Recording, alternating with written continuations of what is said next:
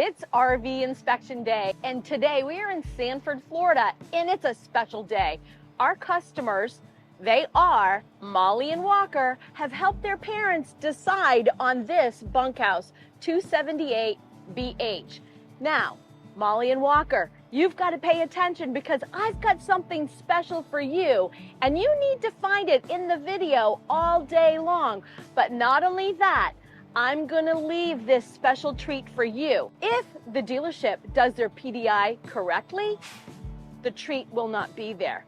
But if they don't do their PDI, you will still have something to find.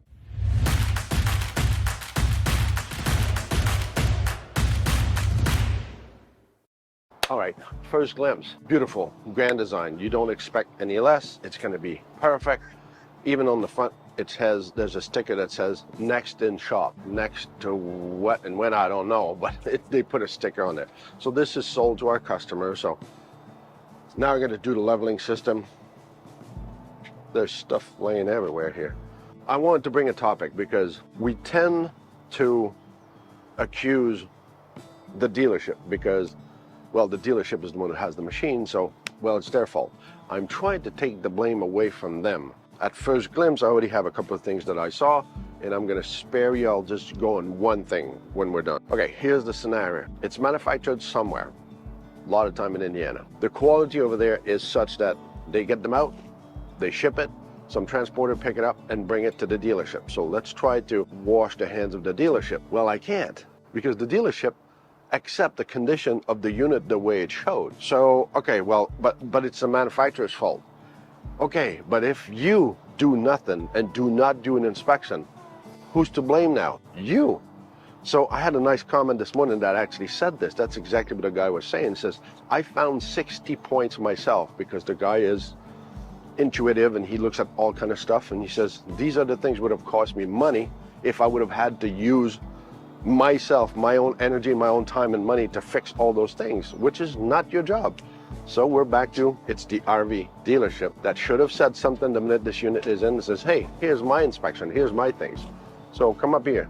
Now they're bringing up propane because, as usual, they're never ready when we show up. So this is the first thing that I find. So try to find the angle of this. So whatever you want to say, this is how it came. So tell me that, okay, they should have said, no, hey, manufacturer.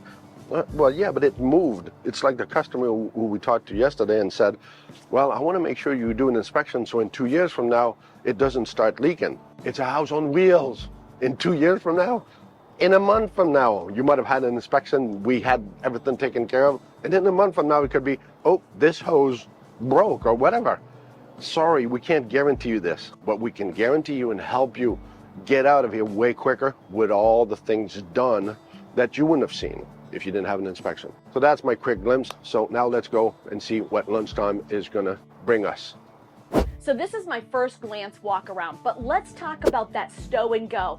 Although this is a fifth wheel trailer, when you're hauling down the road, there might be a time where you want to stop, go to the bathroom, grab a bite to eat. Now in this situation, you will be able to get to the kitchen and wash your hands. You can't get to the fridge, so you're gonna have to carry along a cooler. But you can get to the bathroom, which is really important. And there you go, Stow and Go, you can go to the bathroom. It's lunchtime, and the best thing about my job is I get to check out all the beds. And this bunk, I'm guessing, is going to be Walker's. And this bunk, I'm guessing, is going to be Molly's. But they're going to have to let me know. I'm going to hide these little ducks for you guys. Remember, if the PDI is done perfectly, they won't be here. But we're going to find out if they're going to do your PDI. As you know, when you get to the dealership, your PDI is complete. They've gone through the entire thing and it's perfect, or it's not. So the kids are gonna let me know. But in the meantime, I've been here inspecting half of the day already, and I'm going to tell you this one, keep it up. Kids, be with me, because honestly, this is almost perfect. The only thing I have found so far, midday, one minor thing, and it's right here. You see this spot right here? I can't tell you it's grease, but I'm just gonna tell you that it's kind of black and sticky like grease, but I don't know. That's the only thing that I found. So I'm looking forward to continuing the rest of my day because I have not done the water systems. So let's hope that everything is going to be okay by the end of the day. So stick around for that. So that's what I've done so far. And as you know, we're going to go outside and we're going to see what Pierre's done. But in the meantime, have you hit subscribe? Did you know it's free? We would love it if you'd hit subscribe, give us a thumbs up, share it with your friends, and if you don't know what to comment, just put C4BO. Now let's go outside and see what Pierre has found. All right, lunchtime recap. I'm happy to see that Laurel has nothing. Somebody's been working, and that'd be me. Hey, by the way, I think there's a video coming up tomorrow or the day after. Well, there was one yesterday. I don't know, go check it out anyway, because it's maximum every 3 days that we have one, or 4. But I think it was one yesterday. I think there's one tomorrow. Just check it out. Don't forget to subscribe, by the way. We need that support in order to encourage us a little bit. Thank you for your help anyway. So let's say we've got 4 tires on this, and there's 73 to 79 PSI on every tire. That rear tire right there has 59.4. So tell me that you did your PDI and they checked the tire. No, they don't, because on top of it, it's a little green nubby, so they rely on, oh, that was nitrogen built in Shipshawana. That's a real word, by the way, in Indiana. That ain't happening. So that's an issue, but no big deal. Around here, the water works, we're good. Here, I got another, now I got a life safety problem. So this is life safety, meaning this is like this. So you're picking up your trailer and that's where it is. This is life safety. These battery, flooded battery, have gas coming out of them. This has to be covered. I don't care, they got to do sculptures around this. This has to be vented to the outside. If it's like this, it's going inside your habitat. So life safety, your butt is on the line. All right, so now we're on the curb side. So right here on the seam of the, and I'm gonna walk you through this, so it's nothing right here, okay? So this is a window, all right? Remember this, right here, there's a hole right there in the seam where the roof is coming down, the trims, there's a big gap there. So water's coming down there. This is new, so you're fine. It'll be good. And it's fiberglass, and its isolation is not like it used to be. So it's a new unit. You'll be fine once they fix it. But I want to show you what it does if you don't tend to it or take care of it. So go over there, go in the bedroom like we talked about. And right here, the window is, remember I showed you, it's right here, okay? My hole is right here. Hopefully we can see this. This is just a humidity tester, just for shits and giggles. See, there's nothing here, okay? There's nothing here. Here it's all 0. Right above here, oops. So let's say I've got my hole right above here, okay? So how would you inspect this? Every time I end up around here. So what do you think the water did? The water dripped down, and it dripped down all the way. So it's like a stud finder. Actually, it's a water finder. So it's just to give you an idea that if you don't tend to it, this will destroy your unit all the way. So I just have to move. I'm not kidding you, it's like a stud finder. So wherever I'll put, this water has been rippling down here. So that's my point about this little exercise. It's just to show you that when you, that smart one that knows all about everything, well, you got a lot of stuff to watch and a lot of things. Now she's laughing because she was hoping I was going to fall behind next time.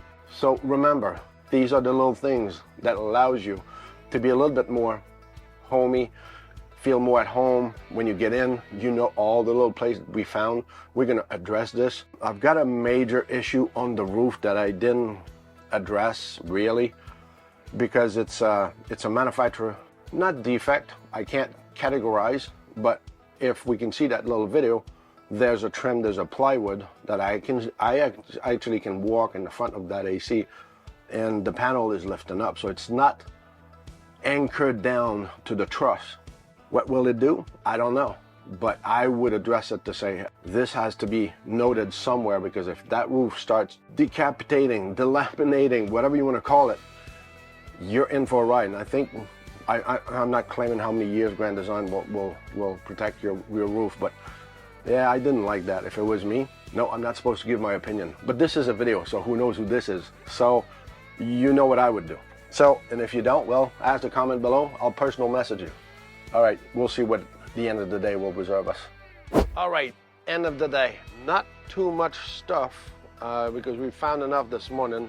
Here, what I have left is some sealant right above this door, right on top there. So you can see somebody retried to restart. They ran out of tube or whatever. So then there's here, we saw this morning when we came in, but now with the sun, it's actually working and sticking out. So they're gonna have to fix that somehow. But that was fine. You were picking it up and leaving today. Did you amount so far in the last 4 or 5 minutes of the video how much things you already have?